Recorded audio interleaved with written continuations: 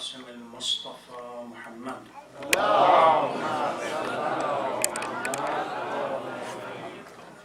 وعلى أهل بيته الطيبين الطاهرين المعصومين واللعن الدائم على أعدائهم أجمعين من الآن إلى قيام يوم الدين. Sisters and brothers, Assalamu alaikum wa rahmatullahi wa barakatuh. Let me begin by offering my sincere and heartfelt condolence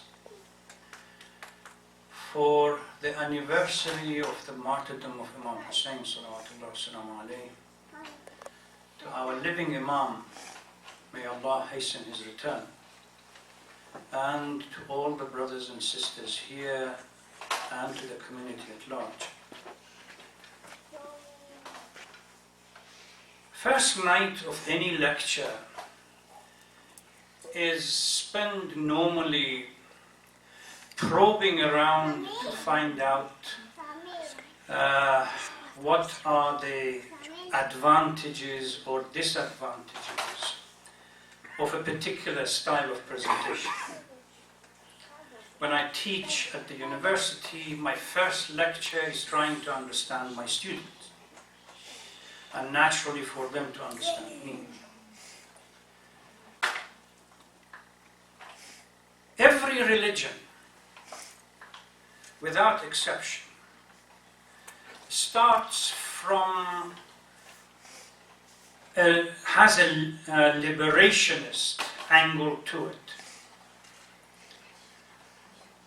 The nature of any new message that Allah subhanahu wa ta'ala sends is to rise and challenge the status quo. If the prevailing condition is liked, then there is no need for a messenger to be sent.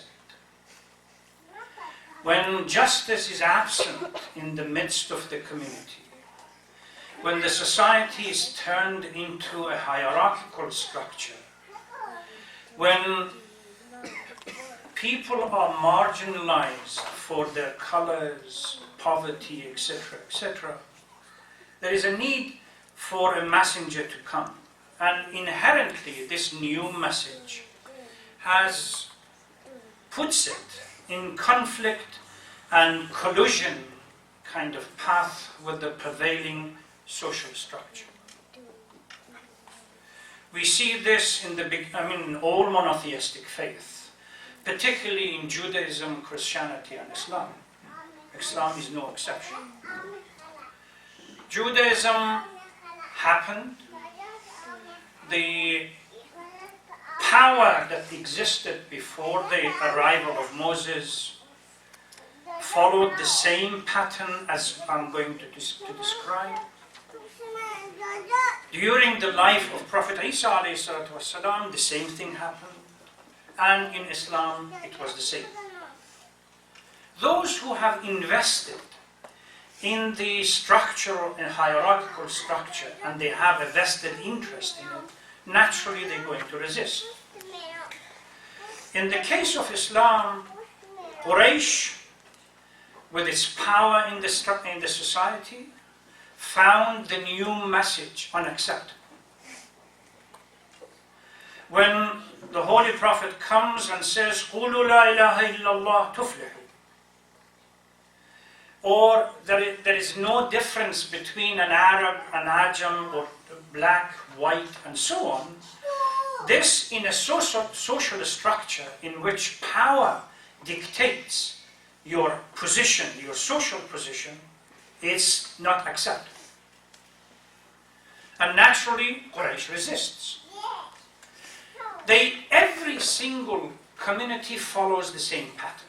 First, they start with using force to destroy the new message. Those of you who have read the early history of Islam, they see it. People who confessed allegiance to the new faith were tortured, killed, and even the Prophet of Islam was disrespected, etc. So the first step, if we imagine a portfolio, the first step is to use force, creating fear. Then, if this fails, comes the next step, which is using the power of wealth to bribe and pay off and weaken the community. We have decided that after the lecture that we spend about 10 minutes answering questions to break the monotony from moving from an English lecture into a Farsi lecture. So the papers that are being passed around, if you have any questions, just jot them down and then we will address them. If power fails, sheer force power fails, then the next step is to bring in wealth. Once they failed with the Prophet of Islam to frighten him, no matter what they did, they came in with an offer. We will give you the best, all the wealth that you can have. If you want, we can marry you the best girl that we have in the tribal structure. We can make you the king of all Quraysh, but give up this new message. It didn't work. And ultimately, when the conflict came and the Quraysh and its power structure failed in both of its methodology, which is the power to create fear as well as wealth, they resorted to a different strategy. The strategy is, well, we will accept the message, but we wait for the golden opportunity to come and we will topple the system. Ashura and Muharram represents the initial success, and I have to say it, the initial success, where the remnant of the old power, that with the arrival of Muawiyah and Bani Umayyah, they came to power, they found that, well, everything else is settled, and now we have changed the system inside out. Otherwise, how can we explain so-called Khalifatul Muslimin that takes power, and then when the head of the grandson of the Prophet is brought to him, recites poetry and exposes his inner nature, that I wish my grandparents or great-grandparents were living now and they could see the revenge that we took from Bani Hashim for the initial power. Later, Ashyakhi bi Badrin Shahid. This is a revenge for Badr. And then he has a piece at the end. فَلَا خَبَرٌ جَاءَ وَلَا وَحْيٌ نَزَلَ. I don't believe that there was either a message or there was any news that came from the divine. It was purely a power struggle that Quraysh wanted for the short period, and now we have taken over. We cannot analyze Ashura as a piece of a jigsaw puzzle independently judged. We have to, what we call, contextualize it and understand its historical link as well as the cultural link that exists. And it poses a serious question that what happened to the community that the grandson of the Holy Prophet feels it necessary to give his life and the life of all those who follow him to correct, this is the whole thing. Talabul Islah means to correct the path. It's a deviation, you want to bring it back to the right path. If it was prayer, what people prayed. If it was fasting, everybody fasted. If it was Friday prayer, they all went to the mosque on Fridays and offered their prayer. They went to Hajj. The revolution, Ashura's revolution, creates a new paradigm.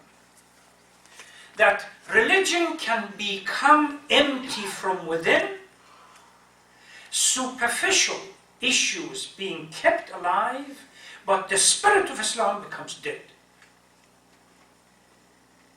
And those of you who have read Nahjul Balagha, Amirul Mu'mineen Sallallahu Alaihi Wasallam warned from the moment that people after the killing of Uthman, they came to him and swore allegiance to him that you become our Khalif. And he made it clear, the foundation of Islamic society, the Muslim society, has turned back. The clock has turned back. And if you accept me as the leader, I'm going to turn this community upside down.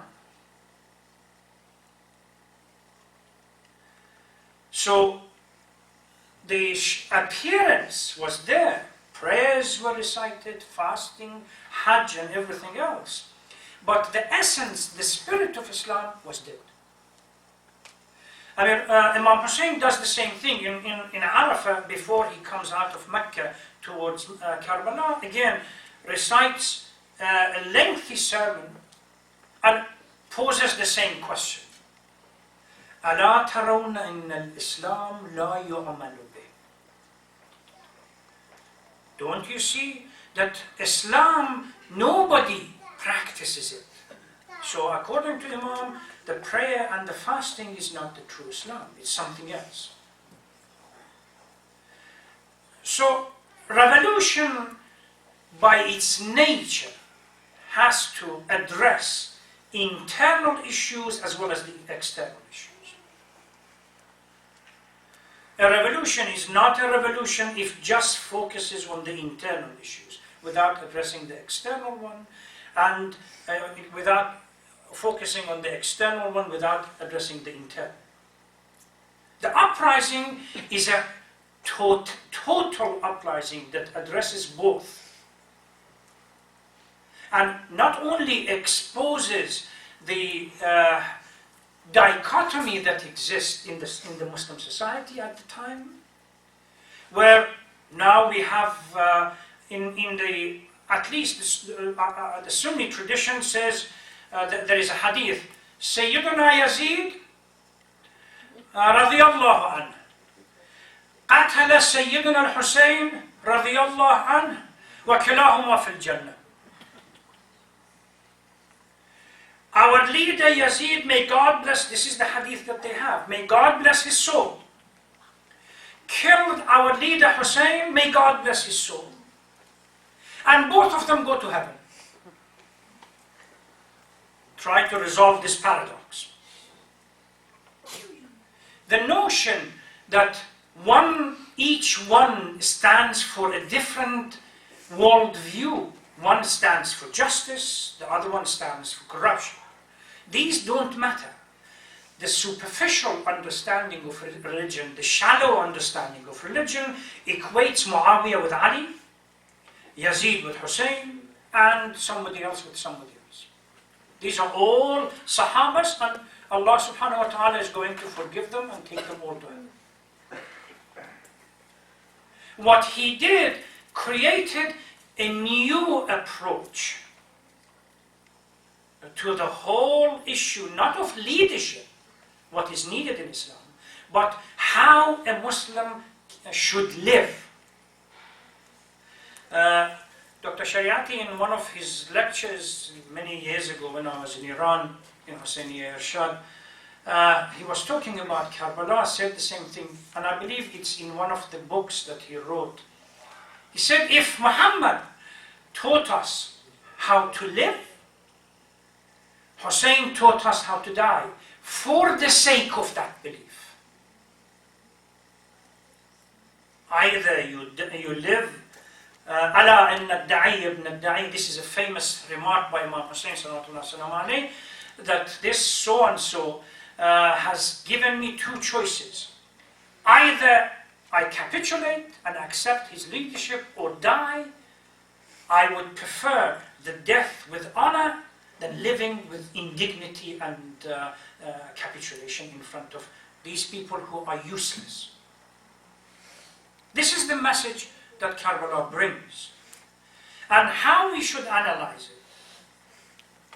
Ashura, literally, the uprising is unique and special for a number of reasons. Number one, the characters, the major players in this, let's call it a play.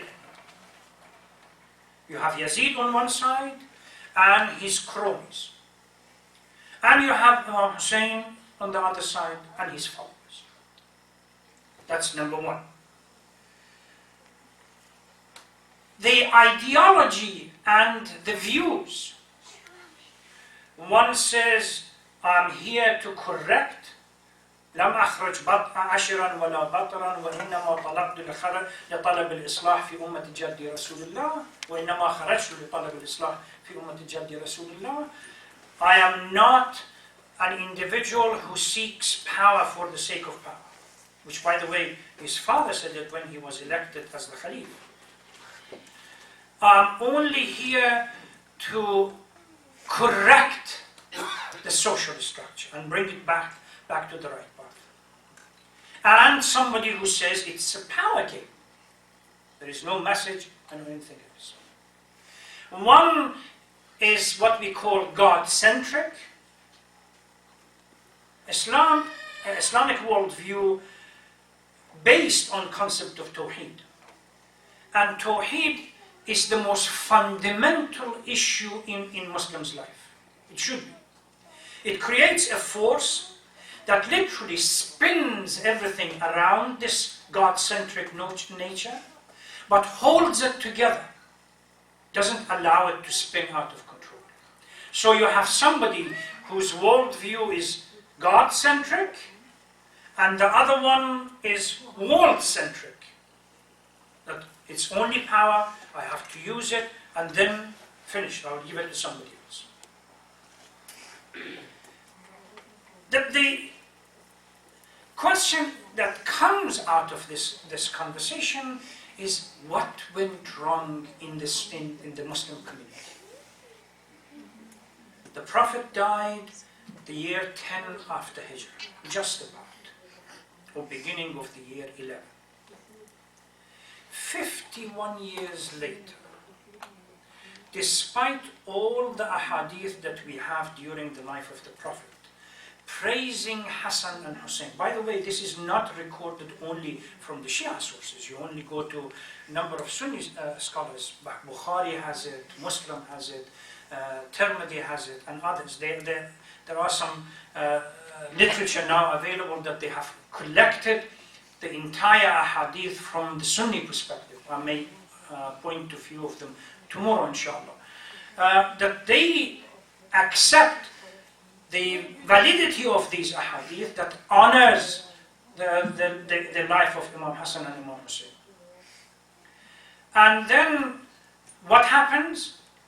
51 years later, the entire family are slaughtered without anybody even blinking. As far as they were concerned, it's really an existential question. What went wrong? 50 years ago, it was Ghadir, and the Prophet appoints a successor.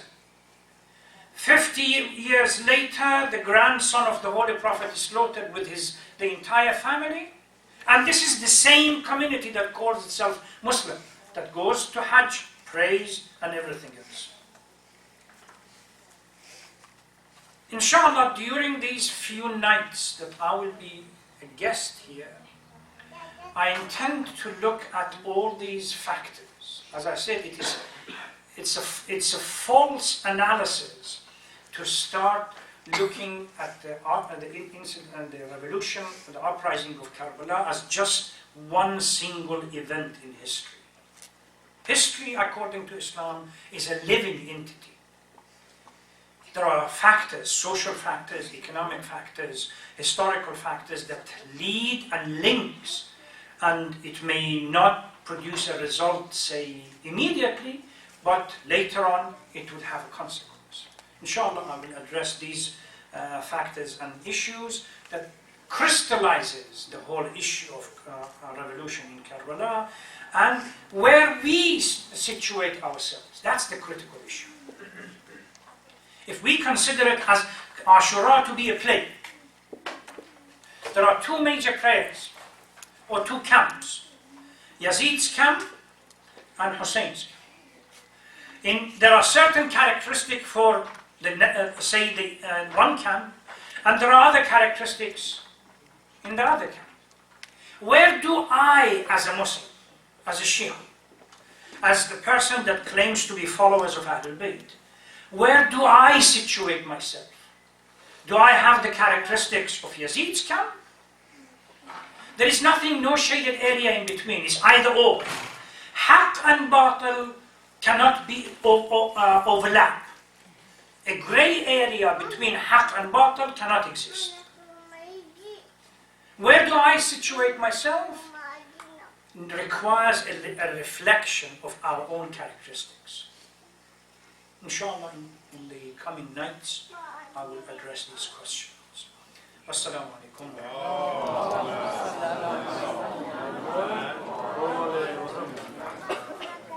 Any questions? Anybody have question?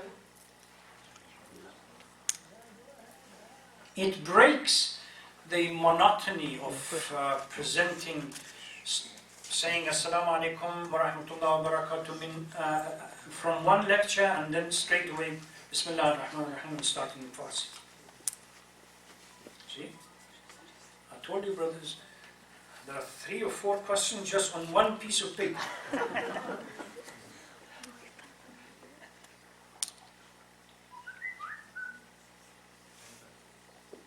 Well, this is a good one. Let's begin with this and then we go to the other one. How is it that majority of early Muslims tolerated corruption so easily and willingly? Well,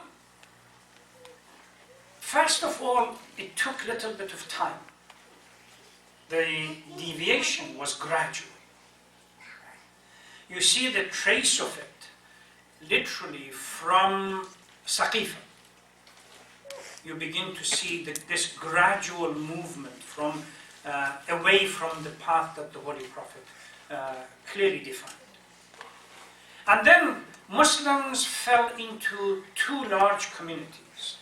Those who were exposed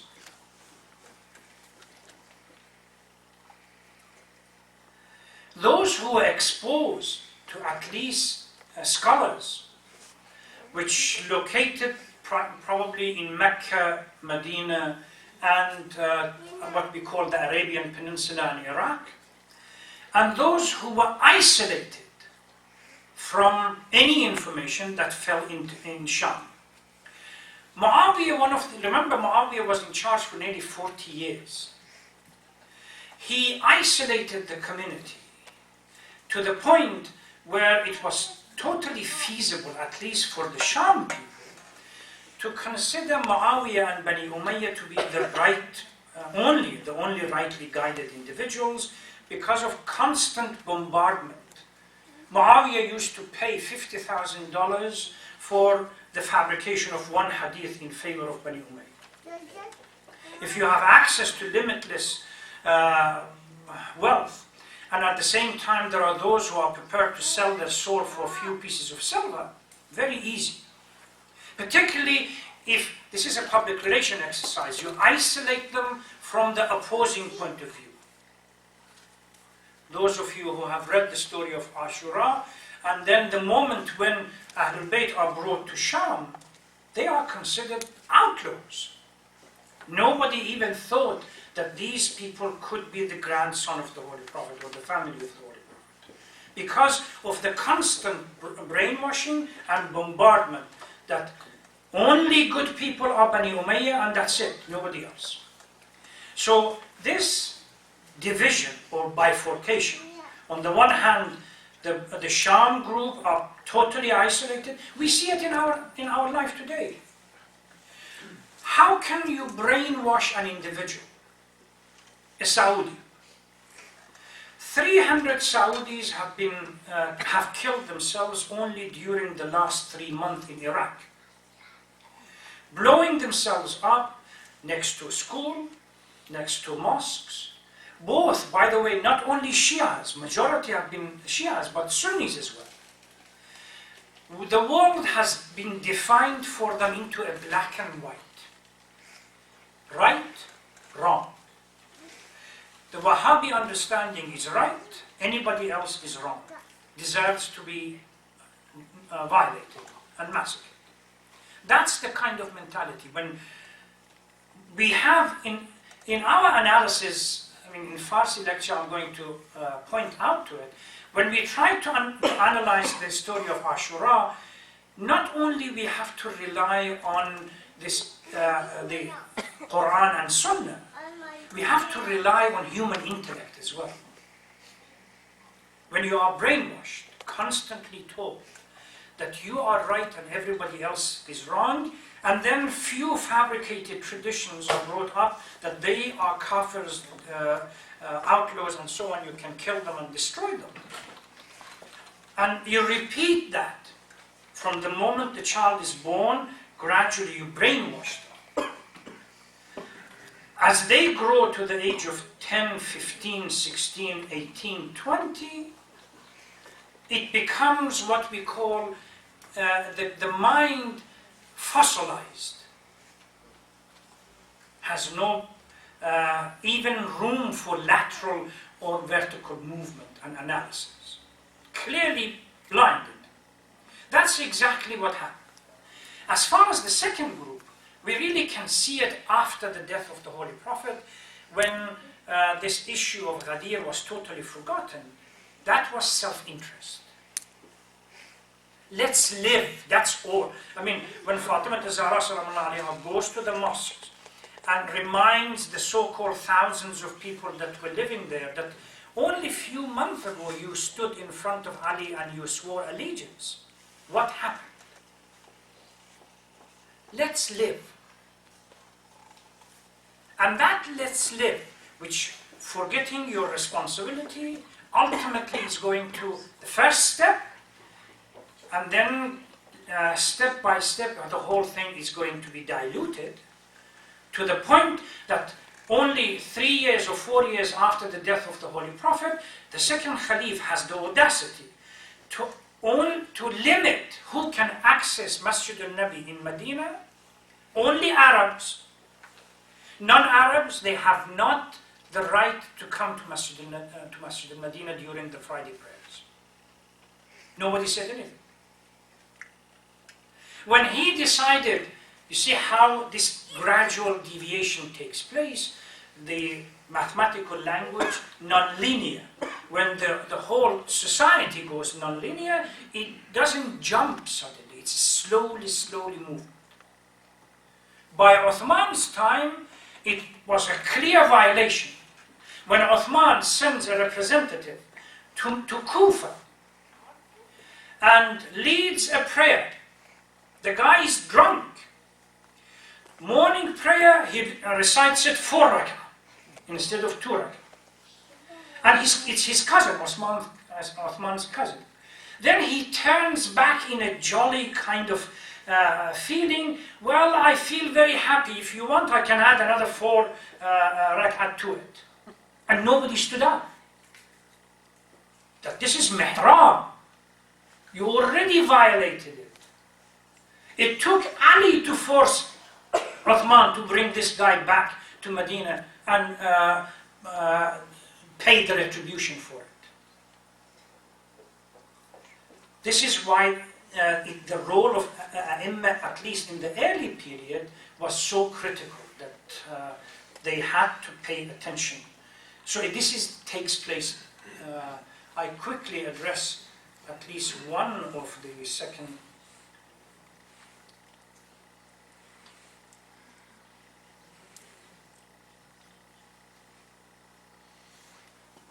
Well, the Prophet, peace be upon him, said that Khilafat is haram to the family of Umayyad.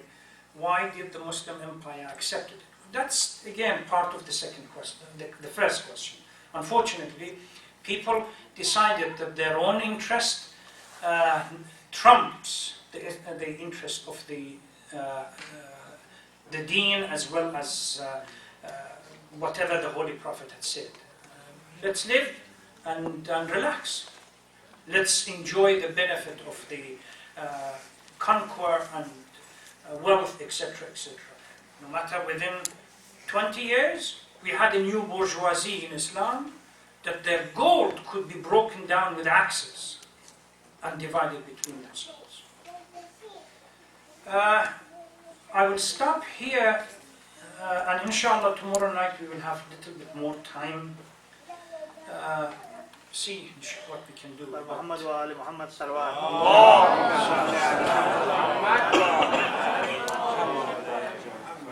Bismillah ar-Rahman ar-Rahim.